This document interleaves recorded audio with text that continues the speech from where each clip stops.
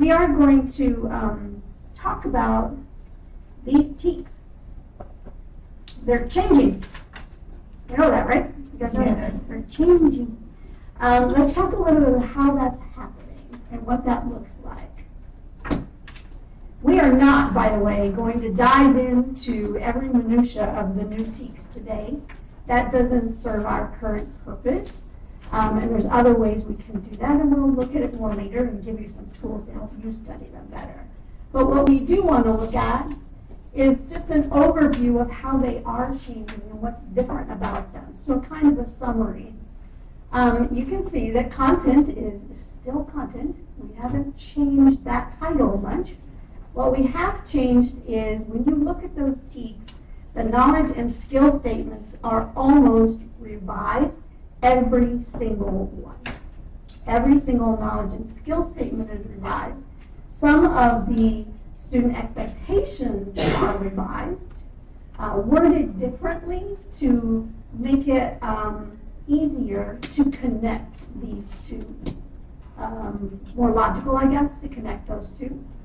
And then there's some knowledge and skill statements that have been removed and student expectations that have been removed, and others that have been added in, right, for various reasons. And then the one other shift that I think might be a major shift if you're the one who teaches this grade is that things are shifting from grade to grade, right? Some things are shifting from one grade to another. So if you used to teach something in 6th grade and now it's in 8th grade, that might be a major change to you.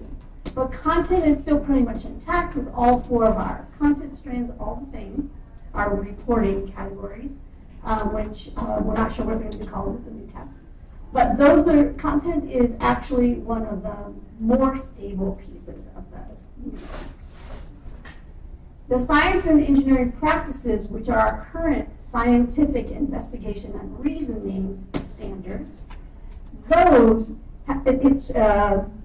it's in an organized way. So, but basically what they did was take them all, put them together, chop them up, and reorganize them so that they fall in these categories, basically.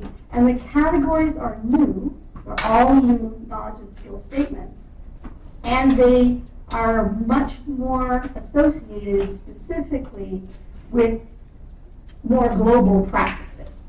They are, in my mind, less discrete and more associated with practices that you saw happening in what we did today, right?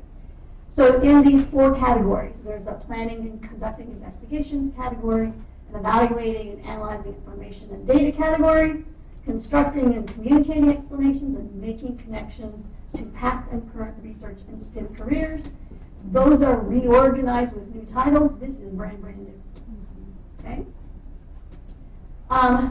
Then the biggest change, perhaps the biggest change, the most significant change, is we have a whole new domain, a whole new dimension, which is the recurring themes and concepts. And you guys already made the connection it's basically, they're worded differently, slightly differently, but basically are cross-cutting concepts from NGSS, for the most part.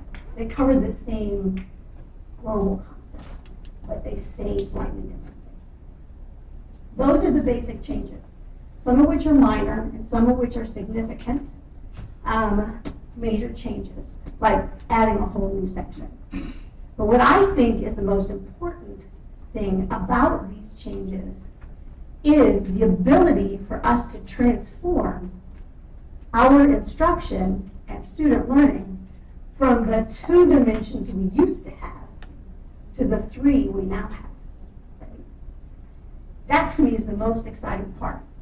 I'm not trying to say that it doesn't happen, that we're not teaching 3-dimensionally in classrooms and districts across the state in certain places, but what that means is that happens, when it's happening because the teachers and the leaders are the ones who believe that is the most important way, the most impactful way for students to learn. So they're making changes not totally based on the standards that exist, because it would be a two-legged stool and not a three-legged stool. Right? So the possibility, that potential for us to teach three-dimensionally, like what you saw today and what you named on the wall, the possibility for us to do that is, to me, mind-boggling and truly exciting. Right? That's where we can go. That's what we want to try and shoot for in general in our world of science. We're going to take a little bit closer look at the standards one by one, but we're going to do it placing it in the context of what we did today. So we're going to look at the standards that would match best, that work best with the unit in which the lesson we discovered or we experienced, is embedded. We're going to look at those standards as a unit and see how we lived them out. And then we want to look at the standards from the standpoint of the actual lesson itself and the lesson targets that it was designed to be. And the reason we can do that is because, as Ginny said, this curriculum, this lesson, this unit, are based on a three-dimensional structure. And so this possibility, this opportunity gives us the possibility to help that happen as well. So let's see how it works. For content, and these are all new TxCSI that we're putting up here. For content, these are the three TxCSI that would match that unit most closely. Yeah, 7.10B. I think so. That probably comes into play as well. And just for context, that is not taught in 7th grade right now. It's taught in 6th and 8th grade.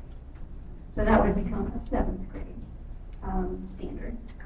Those are the content, very closely matched to what OpenSciEd, to the NGSS that OpenSciEd would use. Not directly, but closely. These are the science and engineering practices that would match to the focus standards of that unit. So it's not every single science and engineering practice, scientific and engineering practice. It is, however, closer to the ones that OpenSciEd decided were the focus for that unit. Okay. My next question is, which of these did you see lived out today? How can we connect this to what you just put on the wall? Which of these did we see? Let's take a quick look at the learning target for this lesson. And this learning target is directly from OpenSciEd, this particular one, for this lesson that we did today, right? So develop a model showing what's happening at the larger scale than we can see, patterns, to help explain what happened to the different mountains to cause them to change in elevation or location. This is not the kind of learning target you would put up on the board and say, this is your objective. Right? That's not what this is.